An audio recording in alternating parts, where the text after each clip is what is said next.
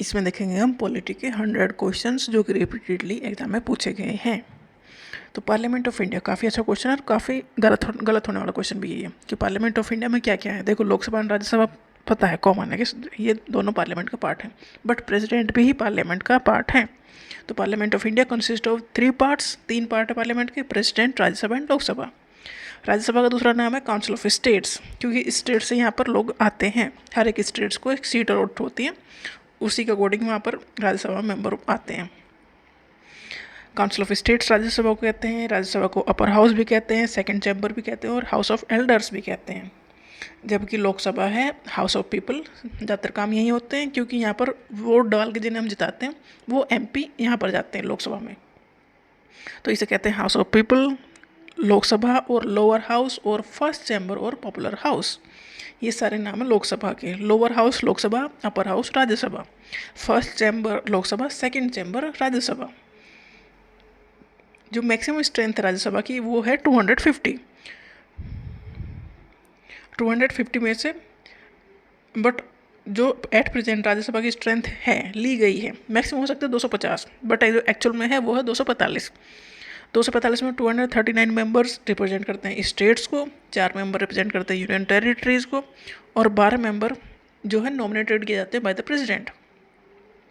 तो राज्यसभा में कितने मेंबर नॉमिनेटेड हैं? 12 मेंबर नॉमिनेटेड हैं। कितने टोटल नंबर ऑफ स्ट्रेंथ हो सकती है? 250 हो सकती है, बट एक्चुअल में 245 स्ट्रेंथ है, 245 नंबर मेंबर हैं राज्यसभा में। उसमें से 12 मेंबर नॉमिनेट किए जाते हैं बाय प्रेसिडेंट, जो अपने फील्ड में एक्सपर्ट हैं, जैसे कोई लिटरेचर में है, कोई सोशल सर्विस में है, तो जिनका योगदान कुछ ज़्यादा ही है उन्हें राज्यसभा में नॉमिनेट कर देते हैं प्रेसिडेंट। ऐसे 12 मेंबर नॉमिनेटेड होते हैं राज्यसभा में। राज्यसभा एक परमानेंट हाउस है या परमानेंट बॉडी है, क्योंकि इसके 1/3 मेंबर हर 2 साल में रिटायर होते हैं, तो 6 साल का टर्म होता है एक मेंबर का। तो ऐसा सीक्वेंस आ रहा है कि हर 2 साल में 1/3 मेंबर रिटायर हो जाएंगे, तो फिर वो नहीं आ जाएंगे, तो इस तरह से ये परमानेंट चलता रहता है। जबकि लोकसभा में ऐसा है कि 5 साल के लिए सब आते हैं और 5 साल के बाद इलेक्शन होते हैं, फिर नए मेंबर आते हैं, या फिर वो भी इलेक्शन जीत के जो भी आए, मतलब लोकसभा एक साथ ही बनती है और एक साथ ही वो ख़त्म होती है। जबकि राज्यसभा में हर 2 साल में 1/3 मेंबर नहीं आते रहते हैं।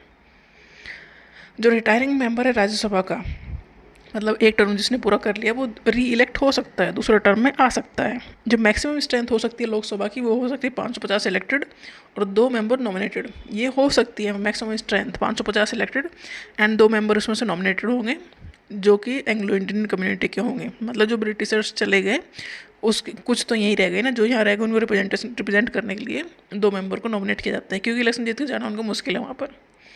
बट जो एक्चुअल में स्ट्रेंथ होती है वो 545 है। देखो, मैक्सिमम हो सकती है 550, बट एक्चुअल में है 545 मेंबर इन लोकसभा, जिसमें से 543 इलेक्टेड मेंबर हैं और 2 नॉमिनेटेड मेंबर हैं। तो लोकसभा की जो मैक्सिमम स्ट्रेंथ है वो 550 है, राज्यसभा की 250। तो लोकसभा में 2 मेंबर नॉमिनेटेड हैं और राज्यसभा में 12 मेंबर नॉमिनेटेड हैं। नॉमिनेट करने वाले हैं प्रेसिडेंट। जब लोकसभा डिजोल्व हो जाती है, वह लोकसभा इज डिजोल्व, मतलब 5 साल के बाद वो टर्म पूरा हो जाता है, तो speaker does not vacate his office. Speaker speaker ही रहता है जब तक नई लोकसभा बन के नहीं आती।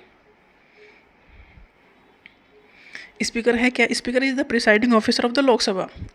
जैसे कि टीवी में देखते हैं ना, जब लोकसभा चल रही है तो कुर्सी पे बैठा होता है, सामने एक जो हैंडल करता है कि इतने मिनट ये बोलेगा, इतने मिनट ये बोलेगा, वो स्पीकर है। तो स्पीकर किस कहाँ है? लोकसभा में। राज्यसभा में कौन है? चेयरमैन। तो पहले लोकसभा के स्पीकर थे गणेश वासुदेव मवलानकर, और 2 औरतें ही अब तक स्पीकर बनी है, Meira Kumar and Sumitra Mahajan. Speaker of the Lok Sabha has the sole and final power of deciding whether a bill is a money bill. देखो, मनी बिल के बारे में ज़्यादा है प्रायोरिटी दी जाती है लोकसभा को, राज्यसभा से सिर्फ सलाह ली जाती है, और जरूरी नहीं है जो सलाह राज्यसभा ने दी है वो मानी जाए। मतलब मनी बिल के मैटर में लोकसभा की ज़्यादा चलती है। A money bill can not be introduce in Rajya Sabha. Rajya Sabha में इंट्रोड्यूस नहीं होता, बस राज्यसभा में जाता है डिस्कशन के लिए या सलाह के लिए। तो मनी बिल का जहाँ मैटर है वहाँ लोकसभा को प्रायोरिटी दी जाती है, लोकसभा की ही चलती है। Parliament must meet at least twice a year. Parliament कम से कम 2 बार तो मिलनी चाहिए एक साल में, 6 महीने से ज़्यादा गैप नहीं होना चाहिए 2 सेशन में। 3 सेशन जनरली साल में होते हैं, इसलिए ऐसा है। अगर पार्लियामेंट की जॉइंट सेशन होने की ज़रूरत पड़ गई है, joint session of parliament is required, तो इसे प्रिसाइड कौन करेगा? क्योंकि लोकसभा में प्रिसाइड करते हैं स्पीकर और राज्यसभा में प्रिसाइड करते हैं चेयरमैन। तो अगर जॉइंट सेशन हो रहा है दोनों का, तो इस प्रिसाइड कौन करेगा? तो इसे प्रेसाइड करेंगे लोकसभा के स्पीकर। अगर वो नहीं प्रेजेंट है तो फिर डिप्टी स्पीकर, अगर डिप्टी स्पीकर भी नहीं है तो फिर deputy chairman of Rajya Sabha. Dissolution of parliament brings Lok Sabha to an end so that there must be fresh election. Dissolution मतलब लोकसभा अब नए इलेक्शन होंगे, नए मेंबर आएंगे। Lame duck session of the parliament क्या है? Session held when a new parliament has been elected, मतलब election हो चुके, नए मेंबर इलेक्ट हो चुके, उसके बाद ओल्ड पार्लियामेंट जो पहले पार्लियामेंट है मतलब एमपीज़ हैं वो लास्ट टाइम मिल रहे हैं, तो इस सेशन को कहेंगे लेम डक सेशन। मतलब लोकसभा डिजोल्व होने से जो पहले जो सेशन होता है लास्ट सेशन, उसे कहते हैं लेम duck session. When Lok Sabha is dissolve all business including bill, motion, resolution, note it's etcetera pending before it और इट्स कमेंटिव लैप्स। देखो जब लोकसभा डिजोल्व हो जाती है तो वहाँ पर जो भी काम अधूरे रह गए हैं वो लैप्स हो जाते हैं, क्योंकि जब नई लोकसभा आएगी वो अपने नए सिरे से उन चीज़ों को शुरुआत करेगी, और जब काम पूरे हो गए हैं तो फिर वो नहीं होते लैप्स। जैसे जो चीज़ें राज्यसभा में चली गई है यहाँ से पास हो गई तो वो लैप्स नहीं होती। कोई अगर चीज़ें प्रेसिडेंट के पास है साइन होने के लिए तो वो लैप्स नहीं होती। लैप्स वो होती है जो इन बिटवीन डिस्कशन में चीज़ें चल रही होती हैं वहाँ पर। Council of minister is responsible to the Lok Sabha. Council of minister answerable है लोकसभा के लिए, क्योंकि लोकसभा मतलब पब्लिक को रिप्रेजेंट करने वाला हाउस है, वहाँ पर हमारे रिप्रेजेंटेटिव हैं और यहाँ पर पब्लिक का राज है। तो काउंसिल ऑफ मिनिस्टर राजा नहीं है, उन्हें रेस्पॉन्सिबिलिटी दी गई है, तो वो अपनी रेस्पॉन्सिबिलिटी निभा रहे हैं कि नहीं निभा रहे हैं, इसका आंसर उन्हें लोकसभा में देना होगा। कॉन्फिडेंस मोशन ये रूलिंग पार्टी इंट्रोड्यूस करती है, ये दिखाने के लिए कि हमारे पास मेजोरिटी है। अगर अपोजिशन पार्टी से कहती है वही कॉन्फिडेंस दिखाओ, अपना कॉन्फिडेंस मोशन दिखाओ कि तुम्हारे पास मेजोरिटी है, तो कॉन्फिडेंस मोशन लेके आते हैं रूलिंग पार्टी, ये प्रूव करने के लिए कि लोकसभा में उनके पास मेजोरिटी है, वो सरकार बनाने के लिए काबिल है। No confidence motion opposition party लेके आती है कि हमारे पास मेजोरिटी है, इनके पास मेजोरिटी नहीं है। No confidence motion if it is passed in the Lok Sabha the council of minister must resign from the office. अगर नो कॉन्फिडेंस मोशन पास हो गया मतलब अपोजिशन ने दिखा दिया कि मेजोरिटी तो हमारे पास है, गवर्नमेंट के पास नहीं है, तो गवर्नमेंट को रिजाइन करना पड़ेगा, काउंसिल ऑफ मिनिस्टर को रिजाइन करना पड़ेगा। और नो कॉन्फिडेंस मोशन पास होता है सिंपल मेजोरिटी से, मतलब जो प्रेजेंट है उसका 50% प्लस वोट कर दे तो उनके फेवर में, तो नो कॉन्फिडेंस मोशन पास हो जाएगा। सिंपल मेजोरिटी का मतलब ये है जो प्रेजेंट है उनकी वोटिंग काउंट होगी, प्रेजेंट एंड वोटिंग का 50% से एक ज़्यादा मेंबर्स जो पास करते हैं इसे कहते हैं सिंपल मेजोरिटी। तो इसलिए रूलिंग पार्टी वाले मेंबर वहाँ पर ज़्यादा होते हैं। पता लगा अपोजिशन वाले सारे हैं वहाँ और रूलिंग पार्टी का कोई नहीं है, तो वो तो नो कॉन्फिडेंस मोशन लेके साफ कर देंगे गवर्नमेंट को। तो इसलिए गवर्नमेंट के जो मेंबर्स हैं वो वहाँ प्रेजेंट होते हैं, वो ऐसे खाली छोड़ते नहीं हैं कोई कि सरकार गिरा दे कोई। एब्सोल्यूट मेजोरिटी किसे कहते हैं? जो टोटल स्ट्रेंथ है हाउस की उसका 50% प्लस 1 हो, तो ये हो गया टोटल एब्सोल्यूट मेजोरिटी। कोई कहेंगे ना कि इसे बिल को कैसे पास किया जाएगा, एब्सोल्यूट मेजोरिटी से पास किया जाएगा। तो एब्सोल्यूट मेजोरिटी का मतलब ये है कि जो मेंबर्स हैं जो टोटल स्ट्रेंथ है हाउस की उसके 50% से ज़्यादा है उसे सपोर्ट करें तो एब्सोल्यूट मेजोरिटी से पास होगा। इफेक्टिव मेजोरिटी किसे कहते हैं? इफेक्टिव इस मेजोरिटी मतलब जो सीट वैकेंट हैं, जो मेंबर है ही नहीं, मतलब किसी की डेथ हो गई तो वो सीट वैकेंट होगी, फ्रेश इलेक्शन होंगे, उसके इलेक्शन होंगे, फिर वो आएगा। तो उस वैकेंट सीट को हटा के जो टोटल स्ट्रेंथ है उसे कहेंगे इफेक्टिव स्ट्रेंथ। तो इफेक्टिव स्ट्रेंथ का 50% से ज़्यादा है, 50% प्लस 1 मतलब एक ज़्यादा होना चाहिए, इसे कहेंगे इफेक्टिव मेजोरिटी। अगर कोई चीज़ इफेक्टिव मेजोरिटी से पास करानी है मतलब जो इफेक्टिव स्ट्रेंथ है हाउस की उसका 50% से प्लस 1 वोट डाले इस फेवर में तो पास होगा। सिंपल मेजोरिटी सिंपल है, जितने लोग आए हैं उसमें प्रेजेंट एंड वोटिंग मतलब जितने लोग आए हैं उसका 50% से ज़्यादा, 50% से एक मेंबर ज़्यादा साइन फेवर में इनके फेवर में बोल जाए तो ये सिंपल मेजोरिटी से पास हो जाएगा। स्पेशल मेजोरिटी किसे कहते हैं? स्पेशल मेजोरिटी मतलब जो प्रेजेंट है और उसका 2/3 मेंबर अगर इस फेवर में है तो इसे कहेंगे स्पेशल मेजोरिटी। सेंसर मोशन किसे कहते हैं? If it is passed in the Lok Sabha, censure motion अगर लोकसभा में पास हो जाए तो council of minister need not resign from the office, मतलब उसे काउंसिल ऑफ मिनिस्टर को रिजाइन करने की जरूरत नहीं है, क्योंकि फिर वो अपना कॉन्फिडेंस मोशन लेके आ सकते हैं। सेंसर मोशन मतलब एक वो दी गई धमकी टाइप दी गई है, इसमें रिजाइन करने की जरूरत नहीं है, बट हाँ ध्यान देने की जरूरत है। Censure motion can be moved against an individual minister और ए ग्रुप ऑफ मिनिस्टर्स, मतलब सेंसर मोशन किसी एक मिनिस्टर के अगेंस्ट भी लेके आया जा सकता है या पूरे ग्रुप के अगेंस्ट भी लेके आया जा सकता है। एडजर्नमेंट ये ओनली टर्मिनेट करता है एक सिटिंग को and not A session of the house.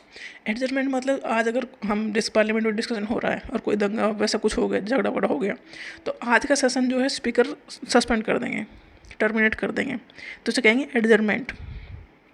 कल से फिर काम जैसे चलते वैसे चलेंगे।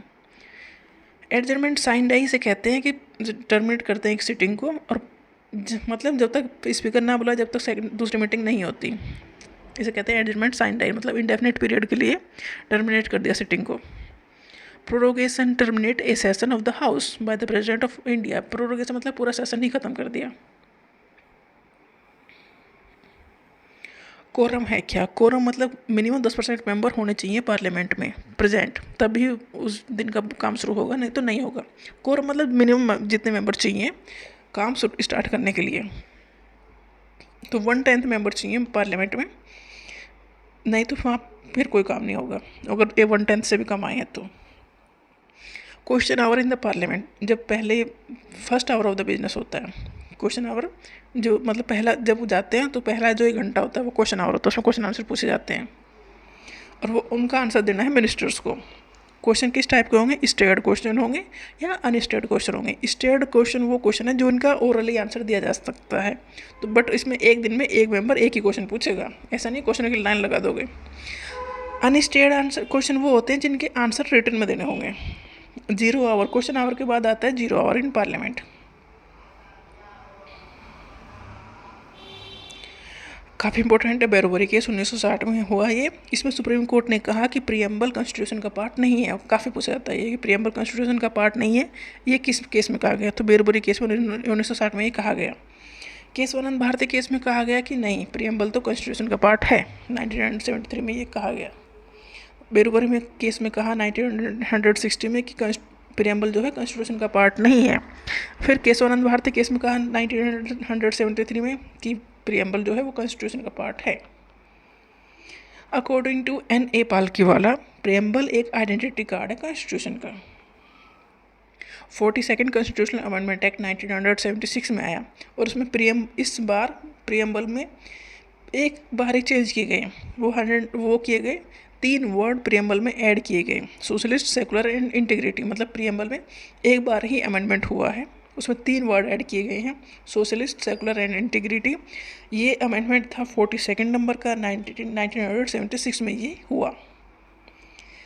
प्रीएम्बल इन्फोर्सेबल नहीं है, जैसे कि फंडामेंटल राइट है इन्फोर्सेबल है, वो लागू होंगे ही होंगे। प्रीएम्बल ऐसा नहीं है कि आपको, बट ये है कि एक मोरल वैल्यू का बेस है। कॉन्स्टिट्यूशन जो सुप्रीम कोर्ट है या हाई कोर्ट है वो प्रीएम्बल को ध्यान में रख के ही डिसीजन देंगे, इससे अलग नहीं हो सकते। बेसिक वैल्यू जैसी होती है वो ही प्रीएम्बल है कॉन्स्टिट्यूशन की। प्रीएम्बल का जो आइडिया है वो कहाँ से आया? ये यूएसए की कॉन्स्टिट्यूशन से लिया गया। जब हमारा कॉन्स्टिट्यूशन बनाया ना, तो वर्ल्ड की जो कंट्रीज थी वहाँ से कॉन्स्टिट्यूशन पढ़े गए और जो जिसका पार्ट हमें सही लगा उनसे वो पार्ट लिया गया। तो प्रीएम्बल का आइडिया लिया गया यूएसए के कॉन्स्टिट्यूशन से। रशियन रिवोल्यूशन से लिया गया social, economic and political justice का आइडिया। फ्रेंच रिवोल्यूशन से लिया गया लिबर्टी, इक्वलिटी एंड फ्रेटर्निटी का आइडिया। हमारी जो प्रीएम्बल बनी है वो बेस्ड है ऑब्जेक्टिव रेजोल्यूशन पर, जो कि पंडित नेहरू ने अडॉप्ट किया था, drafted by the Pandit Nehru and adopted by the constituent assembly in 1946। Objective resolution Pandit Nehru लेके आए थे कॉन्स्टिट्यूएंट असेंबली के सामने 1946 में। इसके ऊपर बेस है कॉन्स्टिट्यूशन, इसे ये ध्यान में रख के कॉन्स्टिट्यूशन बनाया गया है। प्रीएम्बल को कहा गया है सोल ऑफ द कॉन्स्टिट्यूशन। ये प्रीएम्बल को कहा गया है कि ये कॉन्स्टिट्यूशन जो है आत्मा है। प्रीएम्बल कॉन्स्टिट्यूशन की आत्मा है। Preamble states that the constitution drive it's authority from the people of India. Preamble कहती है कि कॉन्स्टिट्यूशन को पावर मिलती है लोगों से, the people of India, India के लोगों से। एज पर प्रीएम्बल, प्रीएम्बल के according date of adoption of constitution, constitution कब अडॉप्ट किया गया? 26 नवंबर 1949 को। और टिल नाउ प्रीएम्बल में एक बार ही चेंज हुए हैं, वो भी 1976 में। इसमें 3 वर्ड ऐड किए गए, socialist, secular and integrity. Sovereign का मतलब ये है कि हमारे ऊपर किसी दूसरी कंट्री का राज नहीं है, हमारे ऊपर किसी और की अथॉरिटी नहीं है। रिपब्लिक मतलब पब्लिक का राज है। हमारा जो लीडर है, जो प्रेसिडेंट है, वो चुने गए, हमने इलेक्टेड किया है। वो राजाओं का राज नहीं है, वो नारकी नहीं है। तो जो प्रेसिडेंट की पोस्ट है वो हेरिडेटरी नहीं है, इलेक्ट किया जाता है प्रेसिडेंट हमारे यहाँ, इसलिए कहते हैं रिपब्लिक। कॉन्स्टिट्यूएंट असेंबली बनी 9 दिसंबर 1946, जिसने बनाया कॉन्स्टिट्यूशन।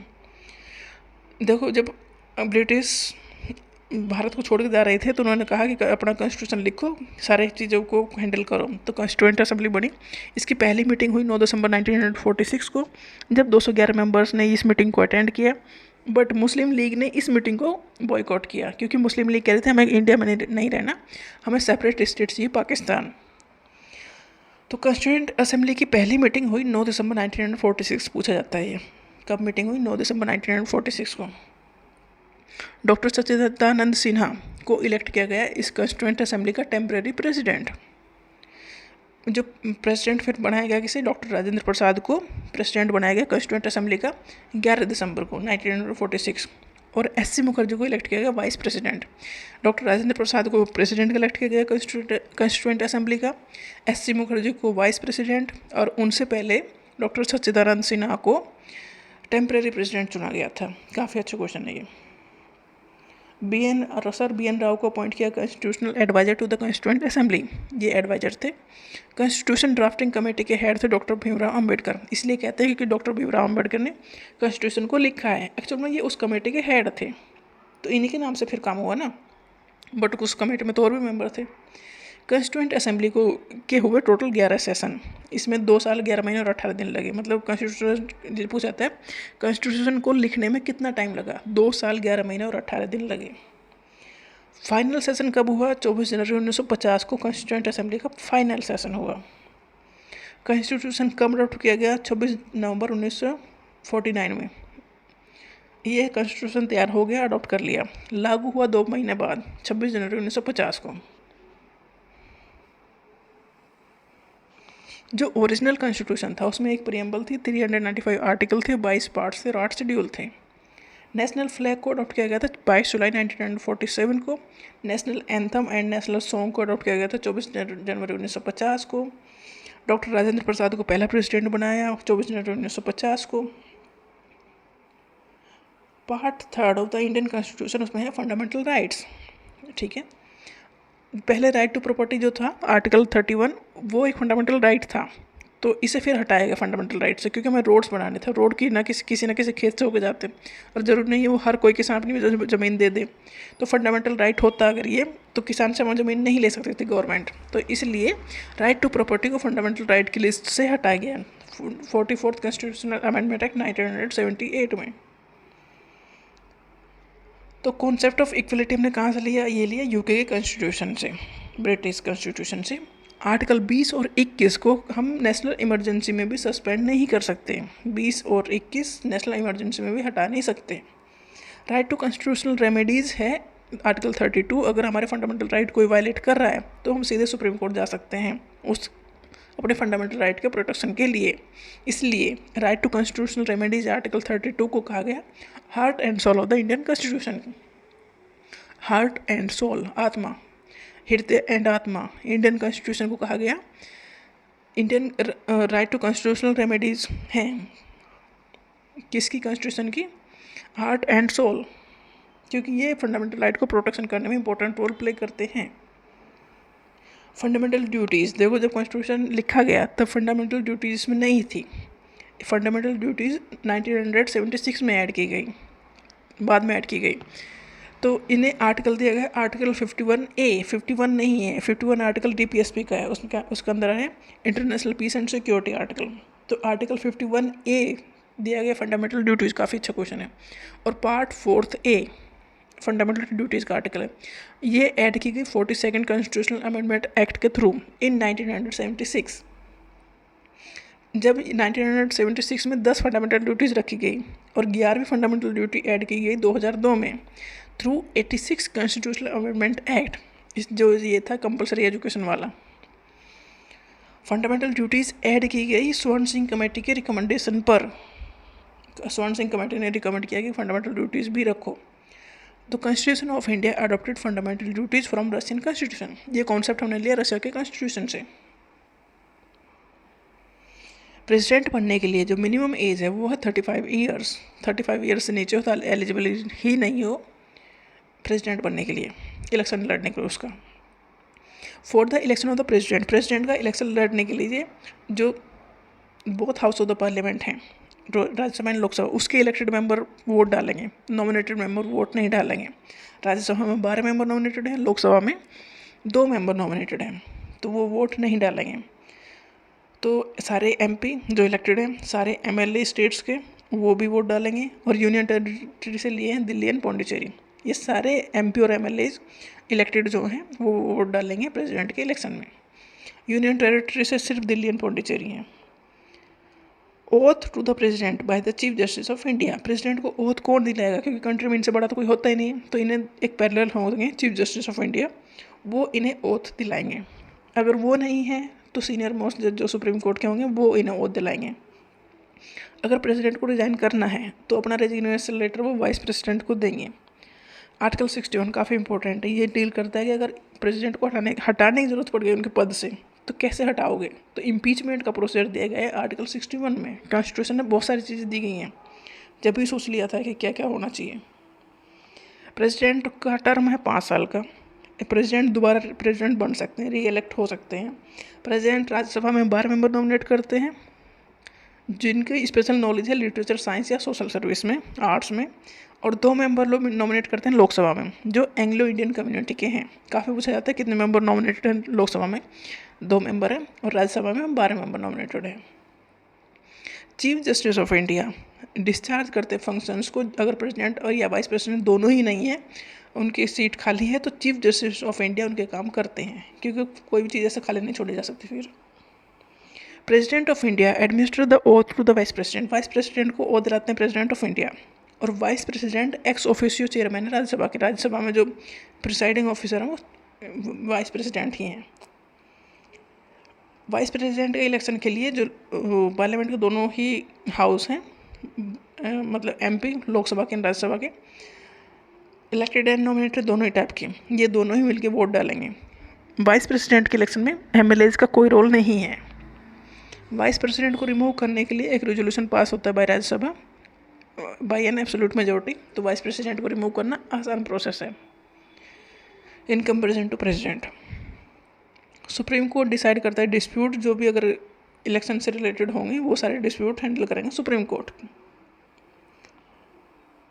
प्रेसिडेंट को ओथ दिलाएंगे chief justice of supreme court, ठीक है। अगर प्रेसिडेंट को रिजाइन करना तो रेजिग्नेशन लेटर प्रेसिडेंट देंगे वाइस प्रेसिडेंट को, और वाइस प्रेसिडेंट को ओथ भी प्रेसिडेंट ही दिलाएंगे। अगर वाइस प्रेसिडेंट को रिजाइन करना है तो ये अपना रेजिग्नेशन लेटर देंगे प्रेसिडेंट को। मतलब वाइस प्रेसिडेंट सिर्फ प्रेसिडेंट से डील करता है। गवर्नर को ओथ दिलाते हैं chief justice of high court, जिस स्टेट का गवर्नर बनाया जा रहा है उस स्टेट के जो चीफ जस्टिस हैं वो उन्हें ओथ दिलाएंगे। अगर गवर्नर को रिजाइन करना है तो वो अपना रेजिग्नेशन लेटर देंगे प्रेसिडेंट को। चीफ जस्टिस ऑफ इंडिया को ओथ दिलाएंगे प्रेसिडेंट। अगर इन्हें रिजाइन करना है चीफ जस्टिस ऑफ इंडिया को तो ये अपना रेजिग्नेशन लेटर देंगे प्रेसिडेंट को। प्राइम मिनिस्टर को ओथ प्रेसिडेंट ही दिलाएंगे। सारे काम ये ओथ दिलाने वाले तो प्रेसिडेंट ही करते हैं ज़्यादातर, और रेजिग्नेशन लेटर भी प्रेसिडेंट ही लेंगे अगर इन्हें रिजाइन करना पड़ा तो।